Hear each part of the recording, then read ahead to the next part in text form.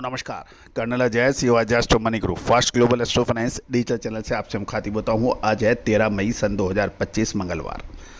दोस्तों आपको याद होगा कि खाद्य तेलों में चाहे वो पाम तेल हो, सोया तेल हो, सरसों हो, कैस्टर हो, मूंगफली हो या फिर कॉटन सीड ऑयल, इन सभी पर आपको हमारा प्रयास रहता है कि अपडेट दिया जाए।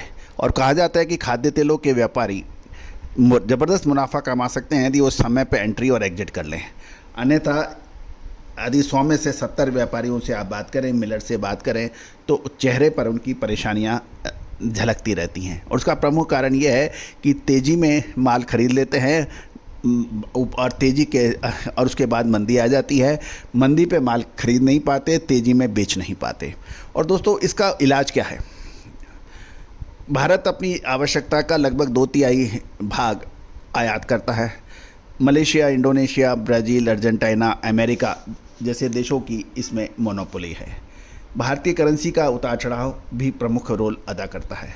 साथ साथ प्रोडक्शन के अंदर बायोडीजल जैसी महत्वपूर्ण घटनाएं भी खाद्य तेलों की उतार चढ़ाव के ऊपर अपनी नज़र बनाए रखती है। तो दोस्तों भारतीय अनुसंधान पद्धति और फंडामेंटल एनालिसिस का जब संयुक्त प्रयास से अनुभव निकलता है तो निश्चित रूप से अभी तक की जो है उसमें वो दूसरे किसी भी पद्धति से बेहतर रिजल्ट आता है। नतीजा आपके सामने है। दोस्तों खबर निकल के आ रही है कि बीएमडी पाम ऑयल वायदा सीबॉट सोया तेल की तेज़ी से मजबूत देखा जा रहा है। दूसरी ओर अमेरिका चीन के बीच टैरिफ के ऊपर जो समझौता हुआ है उससे भी कुछ बाज़ारों में फ़र्क पड़ा है।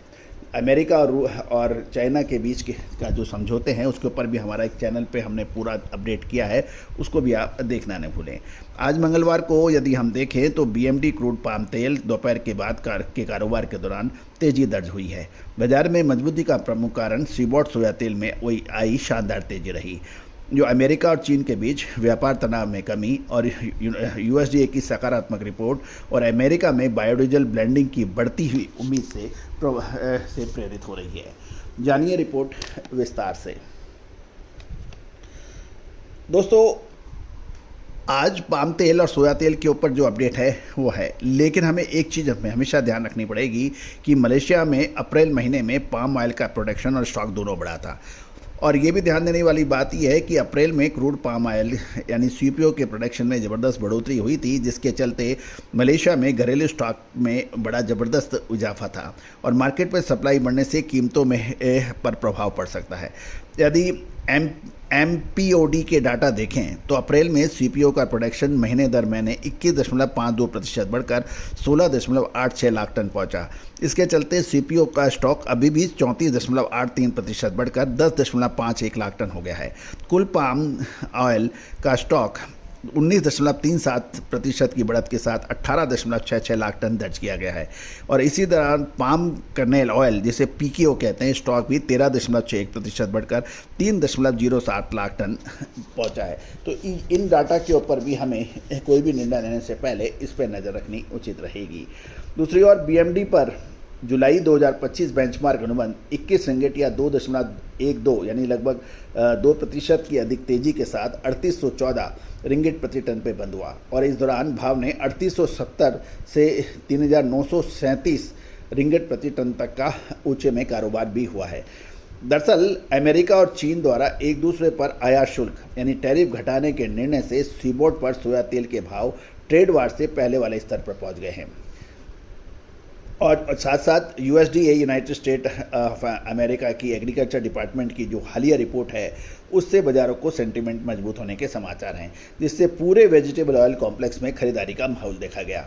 बीएमडी के जून और अगस्त कॉन्ट्रैक्ट भी देखें यानी जून का 2.23% और अगस्त का 1.78% की मजबूती देखी जा रही है। मलेशिया रिंगिट अमेरिका डॉलर के मुकाबले स्थिर है, जिससे निर्यात मांगों के प्रति बाजार का कॉन्फिडेंस बढ़ रहा है। सीबॉट सोया तेल और बीएमडी पाम तेल के बीच प्राइस अंतर जिसे स्प्रेड भी कहते हैं $198.64 प्रति टन का रहा, जिससे पाम तेल के निर्यात के लिहाज से अब आकर्षक बना हुआ है। गौरतलब है कि ये भी ध्यान देने वाली बात यह है कि मलेशियन बाजार बंद होने के बाद मलेशिया पाम ऑयल बोर्ड जिसे एमपीओबी ने अप्रैल के जो आंकड़े जारी किए हैं वो बाजार की उम्मीदों से ज़्यादा कमज़ोर हैं। अप्रैल में पाम तेल का उत्पादन 21.52% और स्टॉक 19.37% बढ़ा है। हालांकि निर्यात में 9.62% की बढ़ोतरी है, लेकिन ऊंचे इन्वेंट्री स्तर और फ्रेश फ्रूट बंच जिसे एफएफबी कहते हैं कीमतों में 8.6% की गिरावट सप्लाई पक्ष में दबाव दिखा सकता है। कुछ व्यापारियों का ये भी कहना है कि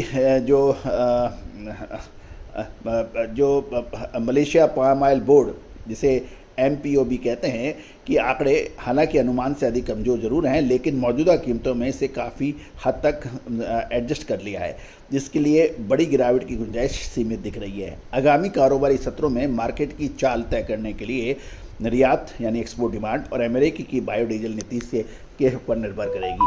दोस्तों, ये तो कहना है बाजार का, लेकिन अब जो भी महानुभाव इस प्रोग्राम को देख रहे हैं उनके लिए एक महत्वपूर्ण अपडेट ये है कि हमारी गणना ये कह रही है कि तेलों के अंदर लगभग मई महीने का आज 13 तारीख है, तो लगभग एक सप्ताह के बाद 8-10 दिन 10-12 दिन के बाद संभवतः एक बार मुनाफा वसूली का दौर चल सकता है। और वो दौर क्योंकि देखिए, समय पे यदि आप मुनाफा वसूल कर लेते हैं या समय पे आप माल खरीद लेते हैं, ये एक महत्वपूर्ण बिंदु होता है। आप सुननी सबकी चाहिए, करनी अपने दिल की चाहिए, ये सबसे इम्पॉर्टेंट है। दूसरी ओर ये भी ध्यान देने वाली बात यह है कि आप सभी मार्केट विशेषज्ञों की राय सुनें, समझें, लेकिन क्योंकि रिस्क आपका अपना है, अतः आप खुद अपना दिमाग लगाएं, खुद संबंधें। और यदि हमारे से विशेष रिसर्च रिपोर्ट चाहते हैं उसके लिए संपर्क कर सकते हैं।